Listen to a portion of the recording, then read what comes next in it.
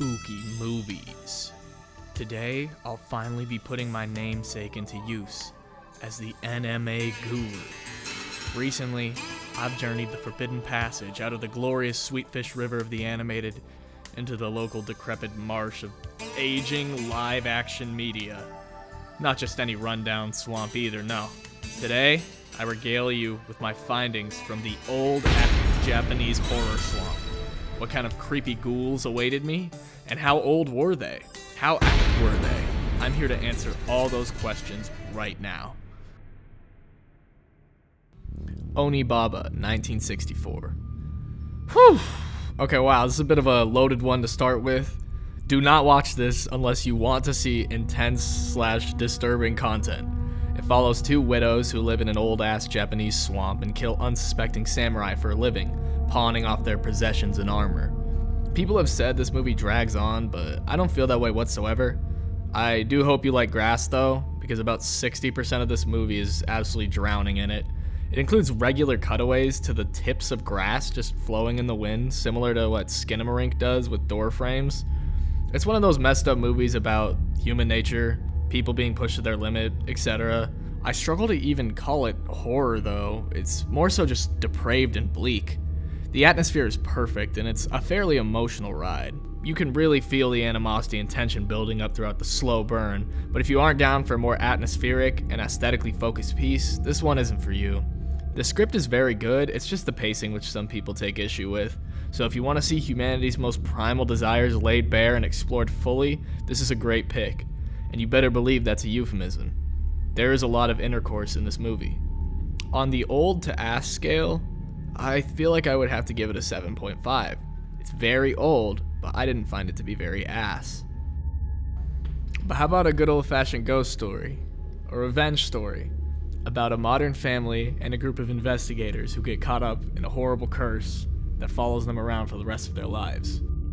Ju-on the Grudge from 2002 and Ring from 1998. A lady who goes, and the lady that crawls out of your TV. J-horror's most famous films, both spawning an American counterpart, tell a tale of two philosophies. The Grudge is essentially scare after scare, kill after kill, and its strange, non-linear chronology accentuates this. It's very engaging, though what you see is pretty much what you get. The Ring, on the other hand, has a great narrative, characters, and pacing, but he uses its horrific premise to develop these things further, while the writing of The Grudge seems mostly centered around its scares. These two movies, however, do bring to light some very prevalent J-horror motifs, vengeful spirits and urban legends. It seems like the entire local community's fault forever if one girl gets badly screwed over. This might say something about the ethos of these films, but it also might not. It seems that the most notable thing about Japanese horror is really just that it takes place in Japan. It's in Japanese, the door slide, you know the deal. Maybe there's something to be said for these movies being both regionally and temporally foreign though. The Grudge especially really isn't that old, but I put it on here because it was around before I was born, and I think that gives it some sort of unique allure to me. Anyways, I'd probably recommend The Grudge lightly, something like a 6 out of 10, and I would very, very strongly recommend The Ring. It's probably my favorite old-ass Japanese horror movie. It's so good, it's creepy, it's spooky, it's awesome. Tetsuo The Iron Man from 1989. If you do not want to see graphic depictions of body horror, skip to the timestamp on screen. Alright. There's a somewhat annoying sentiment that Japanese horror is the subtler, more intellectual version of its Western counterpart. This movie is the most brash thing I've ever seen though. There's subtext, but it's basically a straight up 75-minute block of grotesque. Words don't do it justice, and the only way I can recommend it is by showing you guys what it looks like.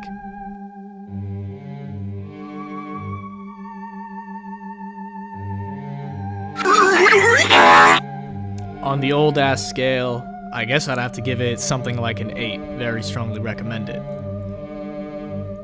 Horrors of Malformed Men from 1969.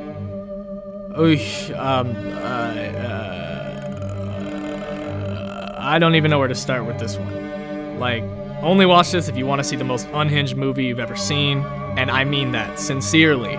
The plot is total and utter nonsense. The first half feels barely related to the second half. It dips its toes in mystery, sex comedy, body horror, romance, etc., and it drips with visual flair. This movie is just so memorable because it's nothing like anything. That being said, it's wildly violent, sexual, and disturbing. But if you want chaos, this is it. It isn't even really J-horror. It isn't even really horror, but it's also like nothing else. Seems like a mystery movie that's been horribly malformed. I think in this way, it's very true to the appeal of horror and its concept, and somehow that makes it work. The fact that it's chaotic, unpredictable, pushes your comfort zones, and is something you just can't understand fully is really fun. I mean, morbid curiosity has got to be a big part of horror's allure in the first place, and its narrative qualities reflecting the actual subject matter of malformity may not have been intentional, but they at least give me some insight on why this movie landed so well for me. As far as the old-ass scale goes, it would appear that my Saiyan Scouter is busted. Those are my 5 recommendations for today, but there's still so many of these movies that I want to get around to, so if you guys did enjoy this video, there might be a part 2 in the future. Also, as a last note, I decided to make a very, very, very, very early Patreon because I figured it's never not going to be awkward to introduce a Patreon, so I might as well do it from the beginning. If you guys ever wanted to support for whatever reason, it's going to be in my description, but of course, nobody has to do that.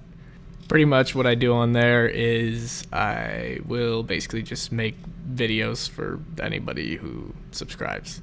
Either way, thank you guys for watching.